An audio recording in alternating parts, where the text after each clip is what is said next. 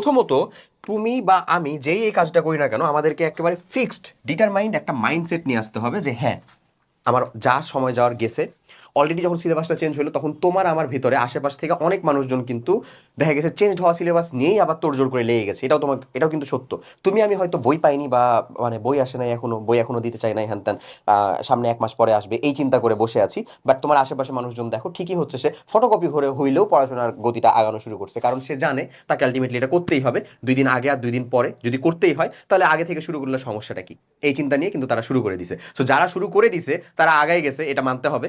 আর যারা এখনো শুরু করিনি, এই যে করবো করবো চিন্তা করতেছি, এই যে মাইন্ডটাকে কেবল ডিটারমাইন করতেছি, তারা যে খুব বেশি পিছিয়ে গেছে এমন না। তারাও চাইলে এখন থেকেই আমরা এটাকে নতুনভাবে আসলে শুরু করতে পারি। ওকে, সো আমাদের ফার্স্ট অফ অল একেবারে টোটাল মাইন্ডসেটটাকে ঠিক করবো যে না, by hook or by crook এখন আমাদেরকে এটা বুঝতে হবে, এটা নিয়ে আমাদেরকে আগাতে হবে, এটাই নিয়ে করতে হবে। যেহেতু শর্ট সিলেবাসটা আমার তোমার একার জন্য না, পুরো আমার 26 ব্যাচের সকলের জন্যই। সো আশা করি এখান থেকে আমরা যতটা বেশি মানে আলাদাভাবে ধরো নিজেকে আগিয়ে রাখতে পারবো তাতেই আমাদের উপকার হবে।